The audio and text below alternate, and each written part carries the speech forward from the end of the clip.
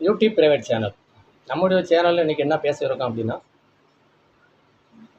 தமிழ்நாட்டில் இருக்கக்கூடிய அரசியல் கட்சி தலைவர்கள் தமிழக மக்களுக்கு என்ன இது வரைக்கும் செஞ்சுருக்காங்க, தமிழ் மக்கள் எந்த ஒரு அரசியல் கட்சி நமக்கு வேணும் அப்படிங்கிறத தீர்மானிக்க போகிறாங்க அப்படிங்கிற ஒரு நிலையான வார்த்தையை இன்றைக்கி நம்முடைய இந்த பிரைவேட் சேனல் மூலியமாக தெரியப்படுத்துகிறோம்.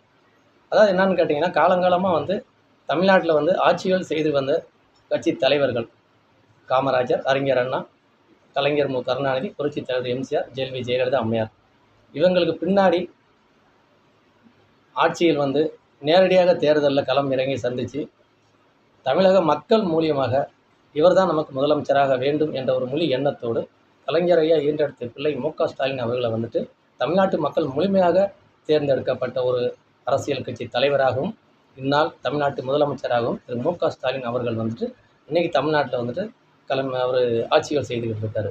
அதே நேரத்தில் பார்த்தீங்க அப்படின்னா, செல்வி ஜெயலலிதா அம்மையார் மறைவுக்கு பின்னால் அந்த கட்சியின் முக்கியமான பொறுப்பில் இருக்கக்கூடிய தலைவர்களால் தேர்ந்தெடுக்கப்பட்ட எடப்பாடி பழனிசாமி அவர்கள் அம்மா மறைவுக்கு பின்னாடி அவர் தமிழ்நாட்டு முதலமைச்சராக கொஞ்சம் நாட்கள் இருந்தார்.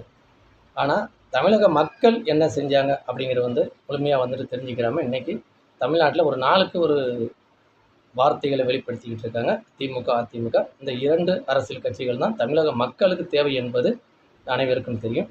இதற்கிடையில் பார்த்தீங்கன்னா, எவ்வளவோ அரசியல் கட்சிகள் உள்ளே வந்திருந்தாலும் சாதி கட்சிகளாகவும் தனிமையாக ஒரு அரசியல் கட்சி உருவாக்கி இருக்கக்கூடிய அரசியல் கட்சி தலைவர்களுமே தமிழ்நாட்டில் இருக்காங்க. அது மாதிரி எத்தனையோ அரசியல் கட்சிகள் தமிழ்நாட்டில் உருவாகியிருக்கு அப்படிங்கிறது நம்ம அனைவருக்குமே தெரியும். இந்த நிலையில் பார்த்தீங்க அப்படின்னா, தமிழ் மக்களுக்கு தேவைப்படக்கூடிய அரசியல் கட்சி தலைவர் யார், நமக்கு யார் வந்தால் நமக்கு சலுகைகள் கிடைக்கும் அப்படிங்கக்கூடிய ஒரு நிலையான வார்த்தையை தமிழக மக்கள் அனைவருமே தேர்ந்தெடுத்துக்கிட்டு இருக்காங்க. இனி யாரை எடுத்து முடிச்சிருப்பாங்க. அதாவது ஒரு அரசியல் காலங்களில் அவர்கள் கொடுக்கக்கூடிய வாக்குறுதி ஒரு 10 வாக்குறுதி கொடுத்தாங்க அப்படின்னா 1 2 உருப்படியாக செய்வாங்க அப்படிங்கிறது தமிழக மக்களுக்கு தெரியும். இதற்காக நம்ம ஒரு நாளைக்கு ஒரு அரசியல் கட்சியை தேடக்கூடாது அப்படிங்கிற ஒரு நிலையான எண்ணத்தை இன்றைக்கி தமிழ்நாட்டில் இருக்கக்கூடிய மக்கள் புரிஞ்சிருக்காங்க.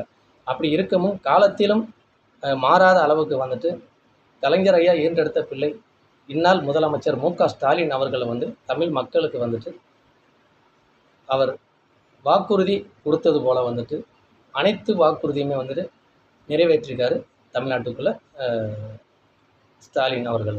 இந்த நிலை பார்த்தீங்க அப்படின்னா, தமிழக மக்கள் நன்றி மறக்காத மக்களாக இருப்பாங்க. ஏன்னா அவங்க கலைஞர் எம்ஜிஆர் இருக்கும்போது எப்படின்னு கேட்டிங்கன்னா, 5 ஆண்டு 10 ஆண்டுக்கு ஒரு முறை யாரோ ஒரு நபரை தேர்ந்தெடுத்து ஆட்சியில் அமர வைப்பாங்க. அது மாதிரி தான் இன்றைக்கி தமிழக மக்கள் முழுமையாக ஒரு அரசியல் கட்சி நமக்கு வேணும் அப்படிங்கிறத தேர்வு செஞ்சுருக்காங்க. 2026 தேர்தலில் களம் இறங்கக்கூடிய அரசியல் கட்சி தலைவர்கள் யார் வெற்றி பெறுவாங்க, தமிழக மக்கள் யாருக்கு வாக்களிப்பாங்க அப்படிங்கிறத ஒரு முழுமையான வார்த்தையை காலங்கள் கடந்து போகும்போது நம்முடைய சேனல் மூலியமாக வெளிப்படுத்துகிறோம். வணக்கம்.